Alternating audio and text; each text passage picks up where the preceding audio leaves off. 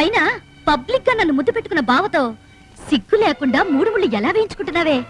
నీ స్థానంలో నేనుంటే ఏం చేసేదాన్నో తెలుసా? బావని త్యాగం చేసేదాన్ని. ఆడదంటే త్యాగానికి మారు పేరే. ఇప్పుడు నువ్వు త్యాగం చేసావనుకో, త్యాగమూర్తివమ్మా సోదరి అంటూ ఊరంతా నేనే పాట పాడతాను. అసలు అందరూ ఏమనుకుంటున్నారో తెలుసా? నీ వల్లే పెద వెంకట్రాయుడు కుటుంబం ముక్కలైందని. ఆలోచించుకో.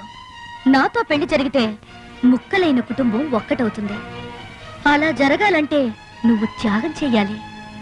చేస్తావా? మా అమ్మ తెలుసుగా, పురాణాల్లో హిడింపి టైప్ క్యారెక్టర్. ఇంట్లో అడుగు పెట్టింది, వరదొచ్చింది. మరుసటి రోజు మంటలు రేపింది, రేపు తుఫాన్ తెస్తుంది. అంతా నాశనం చేసి గాని ఊరు విడిచిపెట్టదంట. నువ్వు త్యాగం చేసావనుకో, కథ సుఖాంతమైపోతుంది. చేస్తావా? వద్దు, ఏడవద్దు. ఓ కన్నీళ్ళు